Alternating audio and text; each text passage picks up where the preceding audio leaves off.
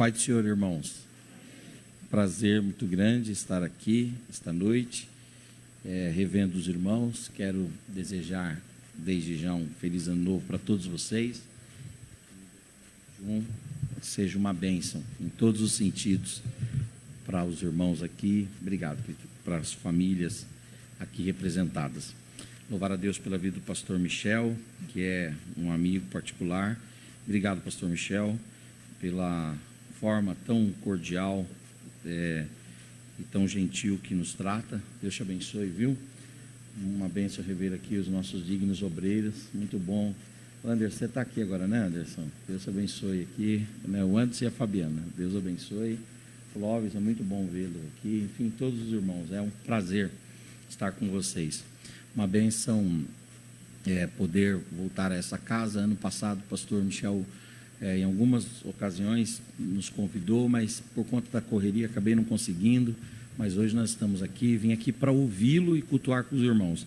Mas ele, de forma muito gentil, nos cede a oportunidade aqui, a tribuna, o que nos aumenta a gratidão e também a responsabilidade, porque o culto de terça-feira, a exemplo do culto de reunião de obreiros e o culto de ceia, é um culto do pastor, para que ele possa, além de pregar, também fazer a gestão da igreja, né? E o pastor Michel me cede aqui a oportunidade. Obrigado, viu, pastor? Rose, receba aí o abraço da Mônica, tá bom? Ela não pôde estar conosco hoje, mas mandou um abraço para você e para toda essa igreja aqui. Bom ver a Conceição aqui. Te abençoe, Conceição. Enfim, todos os irmãos. Se eu for ficar falando o nome aqui, eu vou falar o nome de um por um, né? Mas Deus abençoe todos vocês, tá? Estou aqui com o Eduardo e com a Moniquinha ali, ó. Estão solteiros, viu? Jovens aí, já estão na idade já de começar a namorar. Vocês, se tiver alguma pretensão, fala comigo. Eu estou vendendo o passe. Tá bom? Eles ficam envergonhados, irmãos. A gente se vê em casa, né? Muito bem, irmãos. Eu queria dizer para os irmãos que eu peguei agora com o pastor Hélio algumas obras que tinha lá com ele, minhas, e que eu fazia dias que eu não pegava uma quantidade, peguei lá. Esse daqui, os direitos autorais sobre os textos bíblicos, esse outro aqui, teologando, e esse daqui, 10 palavras sobre o evangelho que traz esperança. Se você, com certeza os irmãos aqui já devem ter adquirido, mas se você não adquiriu ainda e quiser adquirir, adquira e você vai nos abençoar, tá bom? É R$10 cada livrinho, tá? Depois o Eduardo vai estar lá na porta. Vamos ler o Salmo 11, o versículo 3, por favor. Salmo 11, versículo de número 3. É um assunto que Deus tem colocado no meu coração e eu quero, no tempo que me foi concedido, compartilhar alguma coisa com os irmãos nesse texto aqui. Os irmãos acharam? Na verdade, já os fundamentos se transtornaram. E então, o que pode fazer o justo? Esse texto diz que os fundamentos se transtornaram. E porque os fundamentos se transtornaram, o que é que o justo pode fazer? Eu quero pregar aqui subordinado ao tema: quando os fundamentos são transtornados, o que o justo pode fazer?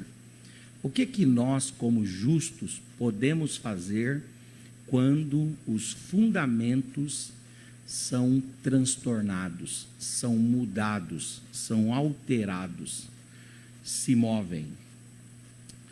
Em primeiro lugar, eu queria dizer para os irmãos que esse nosso tempo aqui, irmãos, é um tempo muito estranho. São dias muito difíceis. Aí há quem diga assim: os nossos dias são difíceis por causa da guerra?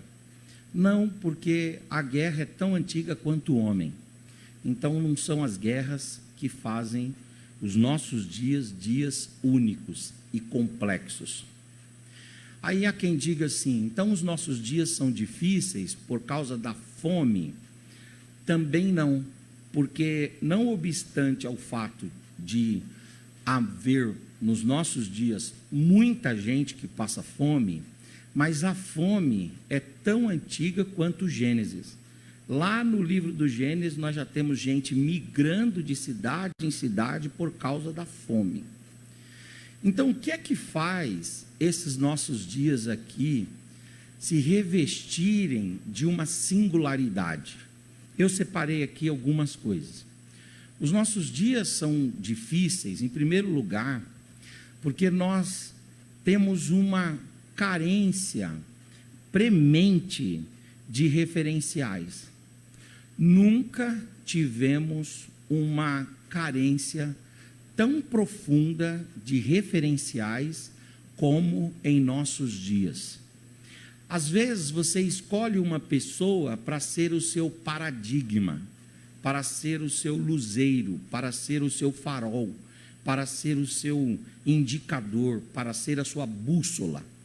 Mas quando você começa a conhecer essa pessoa, a intimidade faz com que você perceba que toda linha tem um pouco de curva, toda linha reta tem um pouco de curva, e aí você se frustra, e aquela que inicialmente era uma referência já não é tão referência assim. Faltam pessoas da estirpe que a gente olhe assim e diga, puxa, essa pessoa é irretocável em tudo. É muito difícil nos nossos dias.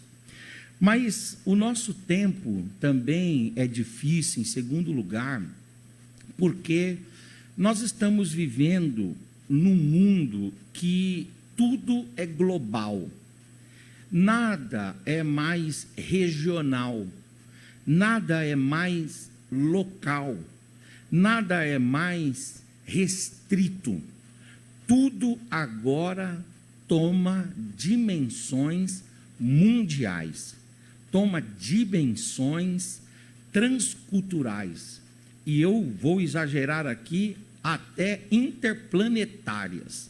O que você faz aqui, é possível que alguém, em alguma estação espacial, esteja assistindo, e aquilo que era uma coisa extremamente própria, extremamente íntima, extremamente bairrista, extremamente familiar, extremamente local, acaba se tornando global.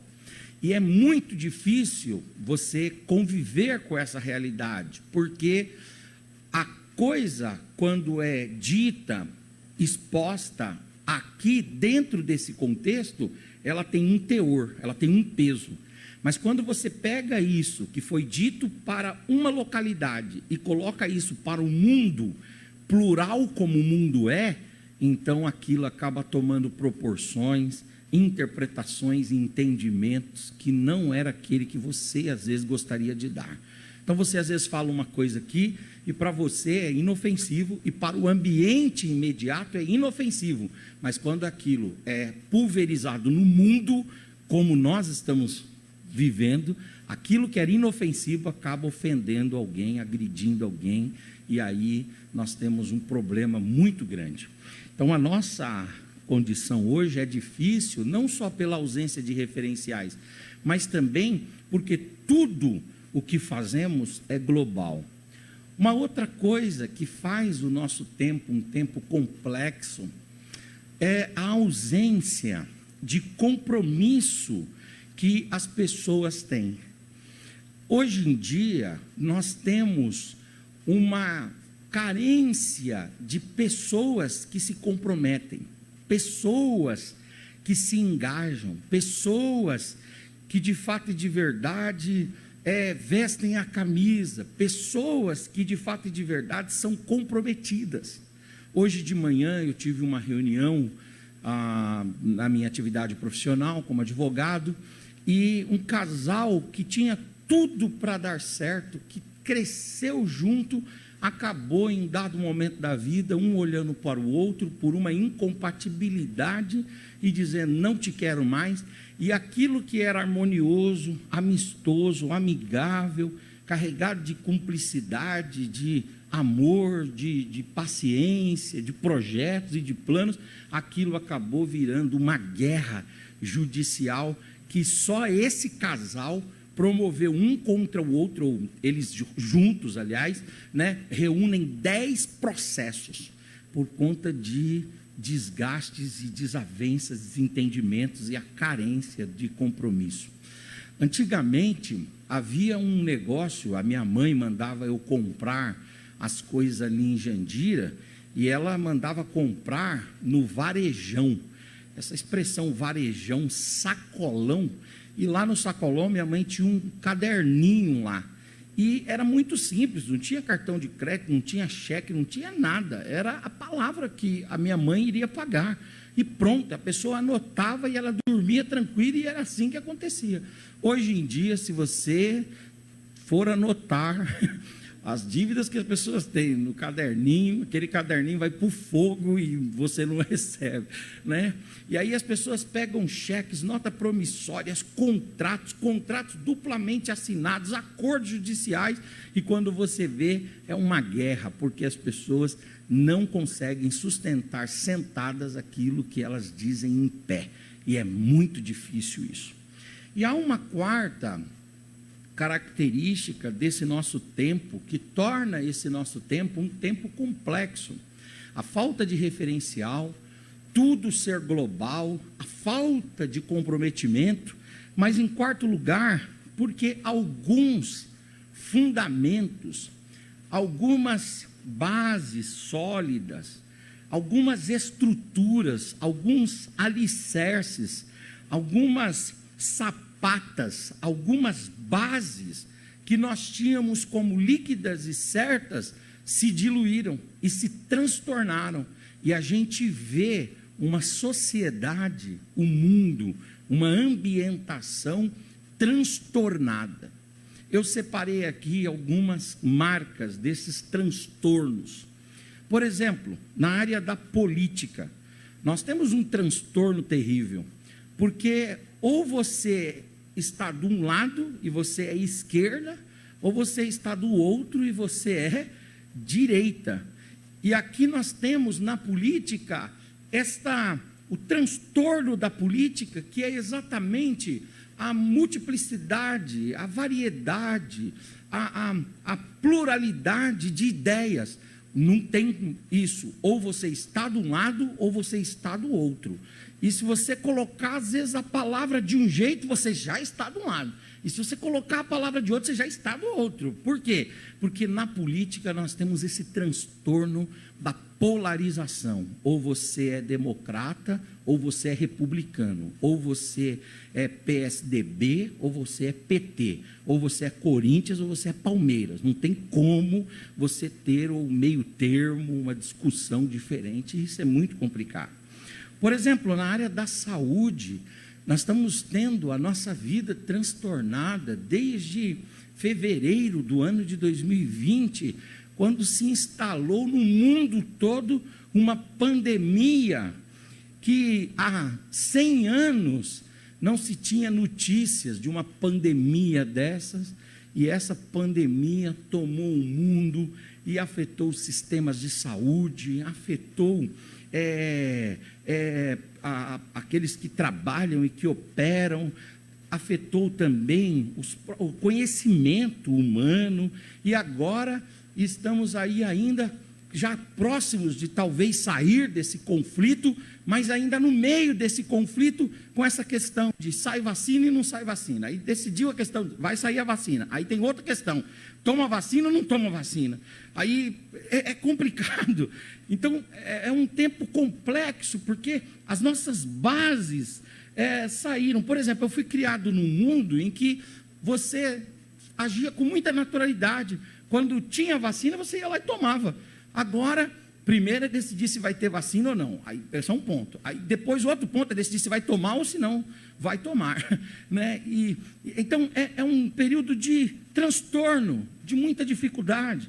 Por exemplo, na economia, nós temos um tempo diferente também, porque na economia, nós temos um país comunista, como a China, por exemplo, que é a primeira economia do mundo, ou que está a um passo de atingir a primeira economia do mundo. Quer dizer, Enquanto que o capitalismo geralmente se avançava e assumia a ponta na economia do mundo, agora houve a inversão disso. E nós temos a China, está aqui o pastor Michel, que trabalha numa organização que tem seus desdobramentos para fora do país e que exporta, né? E a China como um país que é comunista, mas que é um país de ponta na economia. Então, aqui nós temos de novo uma areia movediça. Nós temos de novo, não é o capitalismo que está fazendo aquele país estar lá à frente, é o comunismo que está fazendo aquele país estar à frente. Então, é uma coisa que realmente desestabiliza. Os alicerces vão se transtornando. Na segurança, nós temos um outro alicerce que se move nos nossos pés, nos colocando num verdadeiro pântano. Quando nós olhamos, por exemplo, para os rumores de guerras que há no mundo, e agora nós vimos, todos vocês viram, ou assistiram, ou leram, ou alguém contou para vocês, para nós, que o Capitólio, né, o Congresso Nacional norte-americano foi tomado e 4 ou 5 pessoas, se não me falha a memória, morreram ali, e a gente só encontrava a ideia da invasão do Capitólio em filmes. Só em filmes, Anderson. Isso não era algo concebível, isso não era algo que a gente pudesse imaginar. Mas agora os nossos olhos viram, as televisões mostraram, e isso aconteceu, trazendo uma instabilidade. É como se nós estivéssemos vivendo sobre a terra, e o magma da terra, que é aquele núcleo, né, quente, ultraaquecido da terra, e que é um pouco gelatinoso, aquele magma da terra estivesse tomando assim, e aí a gente ficasse numa terra extremamente instável. É isso que o salmista fala, ele fala assim, quando os fundamentos, quer dizer, aquilo que você era acostumado, aquilo que você tinha tranquilidade, quando aquilo começa a se mover, como o justo deve se portar? Ainda eu separei aqui nas famílias. Por exemplo, nós fomos criados num mundo em que a família era composta por um homem, uma mulher e sua prole. Essa era a família, esse era o padrão familiar. Hoje, nós temos que lidar com a chamada plurifamília, com as estruturas plurifamiliares. E aí, eu trabalho com o direito de família, eu digo aos irmãos que hoje nós temos no Brasil reconhecidas pelo menos 7 ou 8 formas diferentes de família. Por exemplo, uma pessoa que mora sozinha, ela é uma família. Se uma pessoa mora só com um animalzinho dela de estimação, é uma família. Se mora ali um casal, é uma família. E se moram só irmãos, família também. E se mora um grupo de amigos, são aquele grupo de amigos que tem uma relação íntima, formam um núcleo familiar socioafetivo, não tem laços biológicos, não tem laços genéticos, não tem laços fisiológicos, orgânicos, mas tem laços afetivos, e para o Estado aquilo é reconhecido, ou essa estrutura é reconhecida como família, e isso tira o nosso chão, porque a gente estava acostumado com aquele padrão, mas de repente os modelos começam a ser diversificados e pluralizados, e nós temos que ver e conviver com a realidade dos fundamentos se transtornando. Por exemplo, nas amizades, antigamente nós falávamos e pensávamos a respeito de amizades profundas e fiéis, e o que nós vemos hoje nas amizades, uma palavra que tomou conta do Brasil, mas não é só do Brasil, porque o Brasil reflete o que está acontecendo no mundo. A palavra em relação às amizades é a palavra delação. O que é a palavra delação? É uma palavra, é um termo técnico jurídico lá do direito penal, mas essa palavra tem a ver com a gente. É amigo entregando amigo. É gente que comia churrasco na casa do outro, entregando. É gente que saía com o outro, delatando, denunciando, apontando aonde que estão os erros, e isso é complexo. Por quê? Porque a gente fica assim, puxa vida, aquele que comia churrasco com a gente, aquele que vinha aqui, a gente socorria um ao outro, tal, quando é pressionado, vai ali e delata, e entrega, e apunhala. E eu não estou dizendo que não deva delatar, hein? Pelo amor de Deus, o que eu estou dizendo é que esta expressão, ela quer dizer que ela fala a respeito de uma marca da nossa sociedade, de ausência de amizades profundas, verdadeiras e autênticas, onde a pessoa morria, mas não entregava o outro, onde a pessoa pagava com a própria vida, mas não entregava o outro. Agora não, agora deu essa questão da delação, e aí isso torna as relações extremamente temerárias. Você não sabe direito para quem que você abre a sua casa, porque pode parecer uma pessoa tão digna, mas se for pressionada ali, vai entregar você, e vai apontar, e assim sucessivamente. Por exemplo, na esfera da fé, a gente tem os alicerces se movendo em relação à fé. Quais são os alicerces que estão se movendo em relação à fé? Nós temos uma tentativa de ingresso de heresias no nosso meio. Nós temos a tentativa, nós temos o assanhamento de determinadas heresias que querem entrar em nosso meio, querem se fixar em nosso meio. Por exemplo, nós temos a tentativa de judaização da igreja. Você vê facilmente os elementos do judaísmo entrando. É um menorá que ele coloca lá na porta. Você fala, tudo bem, ali é uma porção da palavra. Aí daqui a pouco ele vai e compra um candelabro. Aí você diz, não, beleza, é para iluminar melhor. Aí daqui a pouco ele compra uma réplica da arca. Aí você fala, puxa, legal. Daqui a pouco ele põe um chofar. Daqui a pouco ele está cantando hinos de Israel. E você fala, o que está acontecendo isso aqui? Isso aqui é Brasil ou isso aqui é Israel? Isso aqui é igreja evangélica ou isso aqui é judaísmo contemporâneo? Mas é essa tendência que vai adentrando no meio da igreja, e a gente vai vendo uma areia movediça, nós vamos vendo os fundamentos, os alicerces, as bases sendo movidas e se fragilizando e se fragmentando. Por exemplo, nós temos uma outra questão dentro da igreja ainda, que é o ingresso da teologia da prosperidade. A teologia da prosperidade tem 4 bases. A primeira base é o trabalho em torno do expelimento, da expulsão de demônios.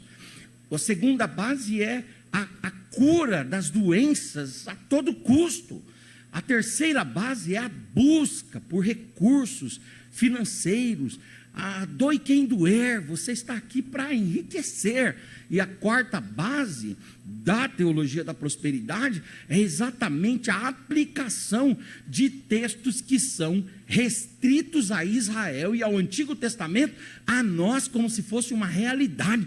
E aí vem esse sermão, esse discurso, que ele, na verdade, não forma caráter, não transforma a vida, não convida as pessoas para uma transformação. Pelo contrário, o que esse discurso faz? É enxertar nas pessoas a ideia de que vão enriquecer, de que todas as promessas feitas de forma até específicas lá para um tempo da Bíblia e para uma pessoa, são para você, e aí você aplica aquilo, e as pessoas vão vivendo com isso, e daqui a pouco se frustram. O Paulo Romeiro escreveu um livro chamado Decepcionados com a Graça, em que ele traz aqueles que entraram e enveredaram nas igrejas neopentecostais e acabaram perdendo tudo o que tinham e se frustraram, e hoje não querem nem saber de evangelho. E aí você diz assim, pastor, mas isso está lá, né? Isso está lá nas denominações neopentecostais, mas de forma muito sutil, isso vai entrando dos louvores, por meio das concepções, por meio daquilo que o nosso povo vai valorizando, e daqui a pouco o nosso povo que tinha uma teologia mais firme, que repelia, que excomungava, que repugnava esse tipo de ideia antibíblica, anticristã, antievangélica, esse povo já começa a recepcionar, a sentir um certo acalento, uma certa ambientação com essa teologia. Uma outra coisa é o movimento dos desigrejados, essa ideia de que você pode servir a Deus em sua casa. É o famoso êxodo da igreja. É quando a igreja sai de dentro dela mesma. E ela vai para onde? Ela vai para as casas. E lá nas casas, ela tenta subsistir e sobreviver. Eu sei que as instituições, elas têm problemas. Eu sei que as instituições feitas por homens têm muitas coisas difíceis, ruins, mas as instituições, essa igreja visível, é aquela igreja que demonstra, que expõe a igreja invisível. A igreja invisível, ela torna-se perceptível ao mundo por meio da igreja visível. A igreja transcendental, a igreja imaterial, a igreja formada pelo corpo de Cristo que vive aqui nessa terra, essa igreja, que ela é uma igreja metafísica, uma igreja impalpável, intangível, essa igreja gloriosa, ela se mostra, ela se assenta no mundo, e ela se relaciona com o mundo por meio da igreja visível, por meio da igreja estruturada, por meio da igreja organizada. E aí o movimento dos desigrejados acaba arrancando as pessoas e vão para suas casas e querem viver o evangelho dentro de casa, e assim sucessivamente. Uma outra coisa é a teologia do movimento apostólico. Qual a questão do movimento apostólico que vai movendo as nossas bases? É aquela ideia de que a autoridade está sobre um sujeito. O movimento apostólico, ele invoca para si a autoridade dos sumos sacerdotes do Antigo Testamento. Quer dizer, um apóstolo, ele tem a mesma autoridade, ele tem o mesmo poder, ele tem a mesma legitimidade de Arão, de Moisés, de Abiatar, de Eleazar, tem a mesma autoridade dos profetas da antiga aliança, ou mesmo dos apóstolos da nova aliança. E aí vão impondo regras e determinações e propósitos, e assim sucessivamente. Quando você vê o movimento e a teologia apostólica, você diz assim: não, pastor Henrique, mas o senhor não se preocupe não, porque isso aí não tem nada a ver com a gente, isso aí tem a ver com aquilo que está lá. Está onde? Está lá nas igrejas apostólicas, está lá nesses movimentos, e não aqui. Mas não, isso vai entrando por meio dos hinos, por meio das pregações, por meio de descuidos nossos, isso vai adentrando. E por fim, uma outra coisa que transtorna esse nosso tempo, e os fundamentos ficam abalados, é a liquidez das doutrinas fundamentais. Eu, assim, estou encantado com a atenção que os irmãos estão dando aqui à exposição da palavra, porque o que eu encontro por aí é uma avidez, é um desejo, é um comichão por ouvir uma aplicação rápida da palavra. E essa aplicação geralmente extremamente liquidificada, extremamente fluida, extremamente fraca. Por quê? Porque é baseada sempre na vitória, sempre nessa realidade mais de vitória, de êxito, de conquista. E esta realidade, ela destona da realidade da vida, porque a vida não é só vitória. Muitos dos irmãos vão sair daqui hoje e vão embora para casa e não tem recursos para pagar o aluguel, que vai vencer agora dia 15, dia 20. Alguns talvez estão passando aperto lá no trabalho, outros estão passando dificuldades. Nós tivemos que sepultar muita gente nesse período de pandemia aí. Quantos velórios nós fomos e ficamos sabendo, e a gente fica olhando para isso e não comunga. A minha mãe tem uma fala assim: Henrique, isso aí não está ornando. Ela fala: isso não orna. Essa expressão ornar quer dizer, isso não tem uma certa sintonia, uma certa interação, uma certa vinculação, uma concatenação. Não tem. Isso aí é coisa discrepante, díspare, coisas distonantes. Uma coisa é uma coisa, outra coisa é outra coisa. É água e óleo, não se misturam. E aí a gente vê a realidade da vida, e essa mensagem um pouco mais liquidificada, e a gente diz assim, puxa, isso aqui uma coisa não está batendo com a outra. Por quê? Porque aqui eu ouço, você vai vencer, vai dar tudo certo, as portas são abertas, vai para casa que está tudo bem, e não sei o quê. E quando chega em casa, é só coisa difícil. Não estou dizendo que o discurso de esperança não deve estar na nossa boca, porque nós somos os pregoeiros da esperança mesmo. A mensagem cristã, ela é uma mensagem que rompe nos charcos, ela é uma mensagem que rompe nos pântanos, nos lamaçais mais profundos, mais entenebrecidos, e de lá ela faz romper a luz de Deus, a luz do Evangelho, e a luz transformadora da palavra de Deus, que muda não só indivíduos, mas muda também circunstâncias e dá rumos diferentes para as circunstâncias. É como a palavra de Deus, ela é como aquilo que Isaías fala: eu, o Senhor, farei dos vossos desertos mananciais. Então a palavra de Deus, ela traz isso, mas a palavra de Deus também nos fortalece, nos reveste, nos prepara para que a gente viva de acordo com a realidade cruel e dura desse mundo. O Senhor Jesus nunca poupou os seus discípulos da realidade, ele nunca poupou os seus discípulos daquilo que é, da dificuldade mesmo da vida, da coisa como ela é. O Senhor Jesus nunca fez isso, pelo contrário, ele sempre preparou os seus discípulos para os embates, e sempre disse: olha, eu sei que vocês vão ter aflições, mas eu venci, e vejam como eu venci. Me imitem e vocês vão sair vitoriosos também, para a glória e louvor do Senhor.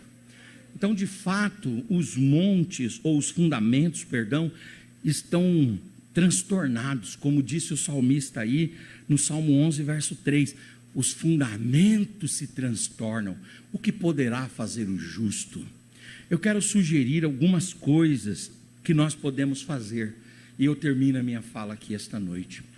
Nesse mundo de areia movediça, nesse mundo de crosta terrestre instável, nesse mundo em que a gente anda de forma escorregadia, nesse mundo que parece que a gente não tem firmeza nos pés, solidez nos pés, nesse mundo que as coisas vão de um jeito, daqui a pouco elas viram para o outro lado, e a gente cai nesse mundo instável, nesse mundo transtornado. Eu quero sugerir algumas ações. Primeira delas, o que é que o justo pode fazer? Em primeiro lugar, o justo pode orar. Qual é o nosso papel diante dessas complexidades do mundo? O nosso papel é fazer aquilo que Israel sempre fez nos tempos de crise. Israel caía de joelhos e ia buscar ao Senhor com toda a alma, com toda a inteireza de ser. O que é que a gente pode fazer? A gente pode orar, como oraram os servos de Deus em momentos de densas ventanias, de tempestades terríveis, de furacões incontroláveis, em momentos de dificuldade tremenda. Grandes heróis de Deus ao longo do Antigo Testamento, ao longo da Bíblia, se debruçaram diante do Senhor e disseram: Senhor, tem misericórdia de nós, porque os fundamentos estão sendo abalados, as bases estão estremecendo, parece que nós estamos andando num charco pantanoso e os nossos pés escorregam e resvalam para cá e para lá, mas nós, Senhor, colocamos a nossa vida, as pessoas ao nosso redor e esse nosso tempo em suas mãos, Senhor, porque no Senhor há rochedo, no Senhor há firmeza, no Senhor há solidez, no Senhor há resistência, no Senhor há estabilidade, no Senhor há força e fortaleza para sempre. Aleluia. O que é que o justo pode fazer? O justo pode orar, orar como orou Jesus. Jesus, quando ele estava no seu momento de instabilidade, Judas, um discípulo, havia traído. Pense você, um discípulo havia traído, os outros discípulos só dormiam, o exército romano já vinha para prendê-lo, já era Páscoa e ele sabia que na Páscoa crucificavam pessoas. A vida de Jesus estava de ponta cabeça. O que Jesus fez? Jesus subiu o Monte das Oliveiras. E lá no Monte das Oliveiras ele foi num horto particular. Foi no Getsemane. A palavra Getsemane quer dizer prensa de azeite. Ele estava sendo prensado ali pelas dificuldades. E ele dobrou os seus joelhos, e ele rasgou a sua alma, rasgou a sua mente, rasgou o seu espírito diante de Deus, e recebeu de Deus fortaleza para enfrentar aquela situação. O apóstolo São Paulo, quando ele estava vivendo momentos difíceis, momentos de pressão, momentos de dificuldade, lá naquela tempestade que ele vai para Roma, e quando ele está a caminho de Roma, acontece uma tempestade que dura mais de 15 dias, e aí ele não vê condições nenhuma de alguém com a experiência, com a expertise na navegação salvar o barco. Ele não vê o mar baixando a sua agitação, nem o vento cessando. Eles baixam lá o batel, né, que é a âncora, e eles não encontram o chão, e há uma instabilidade muito grande. Naquele momento todo mundo fica desesperado. O que Paulo faz? Paulo entra na sua cela, porque ele estava como prisioneiro. Ele entra na sua cela e ele dobra os seus joelhos, e ele vai buscar uma fortaleza em Deus, ele vai buscar uma firmeza em Deus, ele vai buscar uma esperança em Deus, ele vai buscar uma solidez em Deus, e ali toda a instabilidade é retirada de Paulo. Aleluias, porque ele encontra em Deus um refúgio, uma fortaleza e um socorro bem presente na angústia. Aleluias, glória a Deus, aleluias. O que é que o justo pode fazer? O justo pode orar. Eu convido você a orar. Eu convido você a clamar ao Senhor. Eu convido você a suplicar a Deus. Eu convido você a viver de fato e de verdade. 1 Tessalonicenses 5,17. Orai sem cessar. Orai, orai, orai. Orai até que o seu coração se sinta seguro, até que a sua alma e o seu barco se sintam ancorados, até que você se sinta dentro dos céus, até que a mão de Deus esteja sobre você e você diga assim: nada é capaz de me abalar. Então ora, ora, porque essa estabilidade, essa firmeza vem. Levante a sua mão, por gentileza. Levante a sua face, por gentileza. Levante a sua voz e dê uma palavra de adoração ao nosso Cristo. Aleluias, glória a Deus. Aleluias. Uma segunda coisa que nós podemos fazer e que o justo pode fazer é ler, estudar e meditar na palavra, porque a Bíblia, ela é como um fôlego de vida para nós dos nossos sufocamentos. Então busque na palavra a estabilidade, busque na palavra a firmeza, busque na palavra, aleluias, a fortaleza. E você vai encontrar na palavra de Deus a certeza de que o mundo está instável. Sobe rei e desce rei, mas há um Deus poderoso e glorioso nos céus. Uma das imagens mais bonitas e mais profundas que eu gosto nas Escrituras é quando João, falando de Jesus, lá no livro de Apocalipse, se não me falha a memória, no capítulo 10, ele diz assim: ele é aquele que tem um pé sobre a terra, outro pé sobre o mar, ele tem o sol e as estrelas nas suas mãos. Ele é aquele que não treme quando a terra treme, que não se agita quando se agita e que não se descontrola quando os astros golpeiam-se mutuamente. Ele é aquele que tem um pé sobre a terra, um pé sobre o mar, aleluia, e o controle sobre as estrelas. Eu quero dizer para você: busque na palavra de Deus essa fortaleza, busque na palavra de Deus esse fôlego, busque na palavra de Deus essa bolha de vida nesse fundo de mar, aleluia, agitado. Busque na palavra de Deus oxigênio para os seus pulmões, busque na palavra de Deus vida e vida com abundância. E ao ler a palavra de Deus, ao meditar na palavra de Deus, você vai saber que tudo o que está acontecendo está no script, descrito e exposto pelo Senhor. Uramakandaramahai. Busque a palavra de Deus, aleluias. Leia a palavra de Deus. O que o justo pode fazer? O justo pode ler a palavra de Deus. E o justo pode mergulhar a sua mente, pode mergulhar o seu pensamento, o seu intelecto nas Escrituras, e ele vai ver que nos momentos de instabilidades globais, em que ninguém sabia que reino ia suceder qual reino, o Senhor ditava as regras, Ele ditava tudo e dizia: tudo está no meu controle. Primeiro é o Egito, depois é a Assíria, depois é a Babilônia, depois são os medo-persas, depois são os gregos, depois são os romanos, depois haverá guerras e rumores de guerras, aleluias, glória a Deus. E aí vocês vão ver tufões, maremotos, vocês verão tempestades, pai contra filho, filho contra pai, marido contra mulher, governo contra governo, doenças, pragas, pestes. Você diz assim: onde está o Senhor? Ele diz: eu estou aqui, eu estou próximo de voltar. Quando vires estas coisas, olhem para os céus e digam bem alto no coração de vocês: aleluias, está se aproximando o dia. Aleluias, está se aproximando o dia que o nosso Senhor nos tomará para Ele. Aleluias. Levante a sua mão, por gentileza. Receba o frescor da palavra de Deus. Levante a sua face, levante a sua voz e dê uma palavra de adoração ao Senhor. O que é que o justo pode fazer?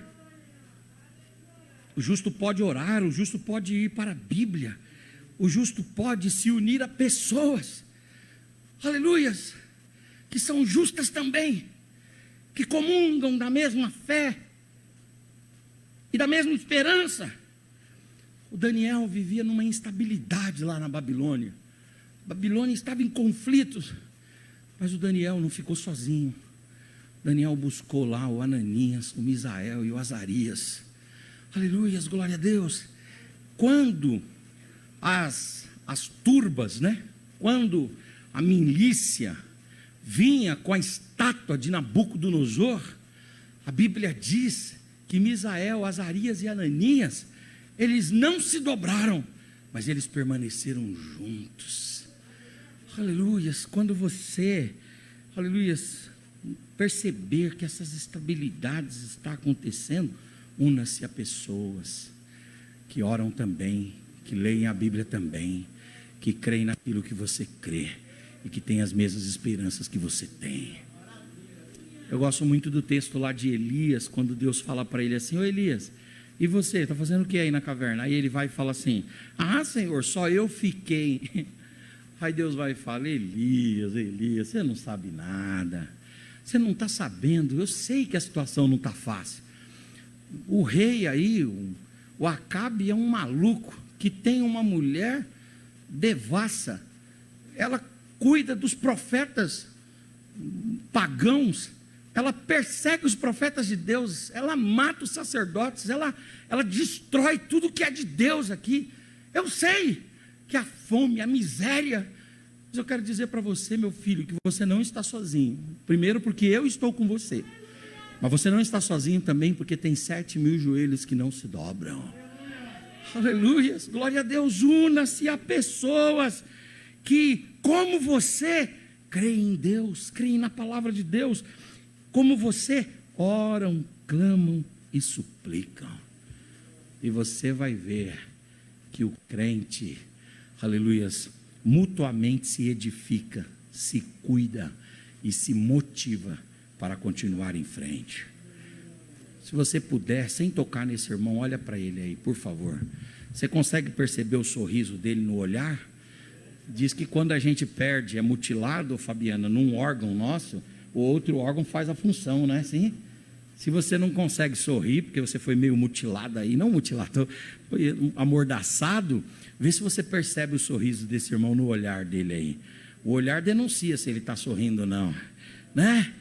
E aí, sem falar nada, para você não jogar cutículas nele, fala para ele assim, no seu coração, diga assim: conta comigo, viu? conta comigo, viu? Nós estamos juntos, de verdade. Aleluia, nesse mundo instável, você não está sozinho.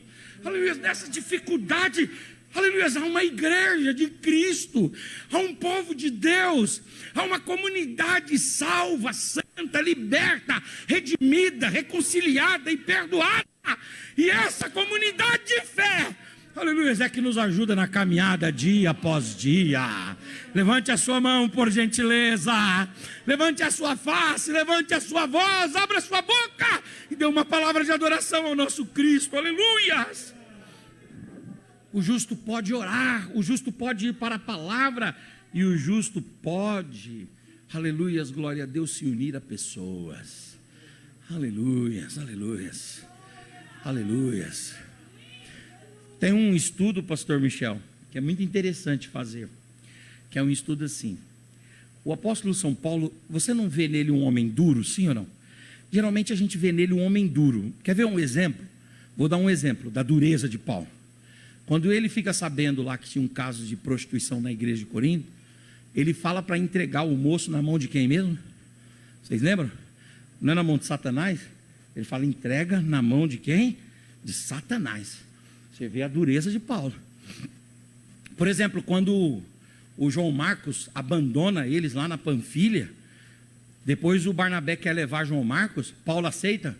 Paulo diz, não, esse moleque aí, que deixa a gente no meio do caminho, quiser ir, ele vai sozinho. Eu só ando com homem. Paulo era duro. Aí o Barnabé falou assim, então eu não vou com você, já vai tarde. Porta da rua e serventia da casa. Mas é interessante que ele era aquele jeitão duro dele, firme, mas ele nunca está sozinho. Quando ele sai para a sua segunda viagem missionária, ele sai com Silas, com o Silvano Silas.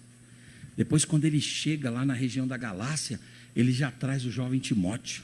Daqui a pouco ele já traz outro jovem lá, que é o Tito. Daqui a pouco ele vai trazendo.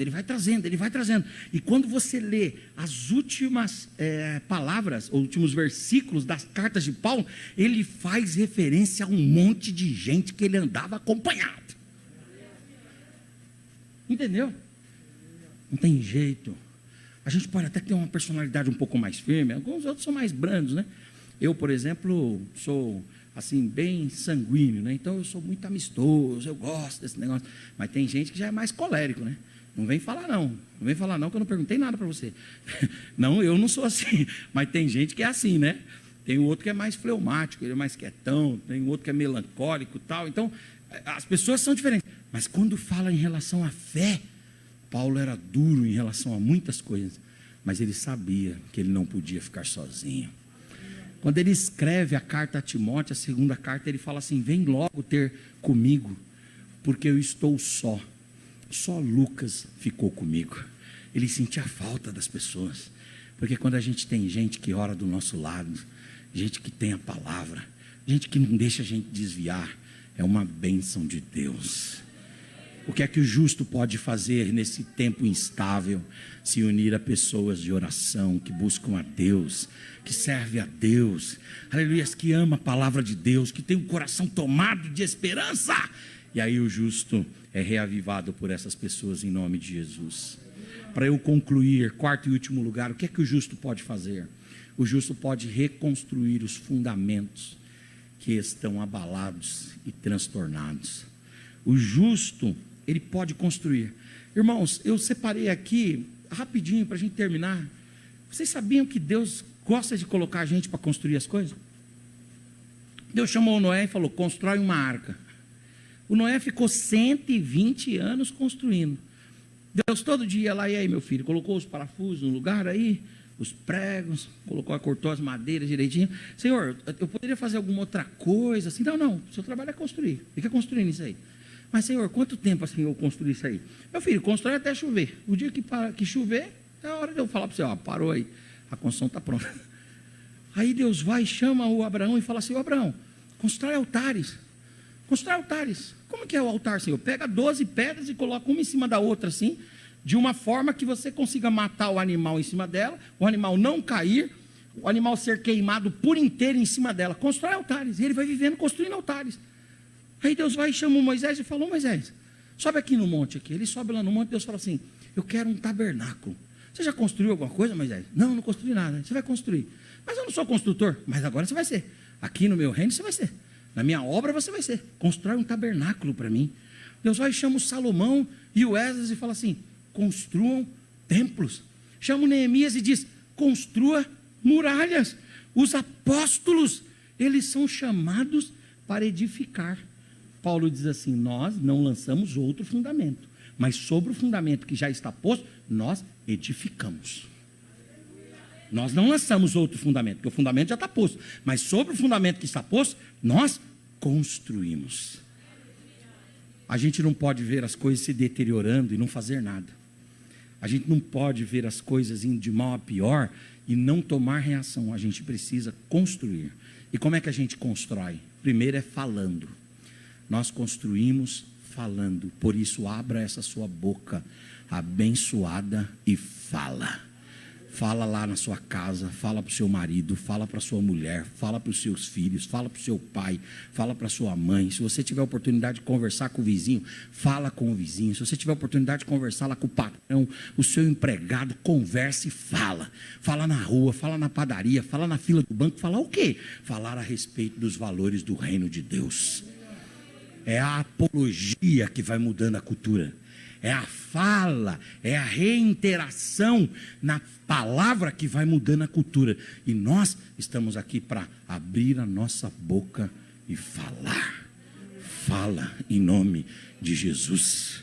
Quando a Bíblia fala dos tímidos que não herdarão o reino dos céus, tem dois aspectos. Os tímidos são aqueles que não abraçam o evangelho pela timidez, mas os tímidos também são aqueles que às vezes até abraçam o evangelho, mas não conseguem crer a ponto de fazer igual a mulher samaritana, entrar na cidade e sair gritando aos quatro ventos: eu encontrei aquele que é o Messias de Deus, que transformou a minha vida.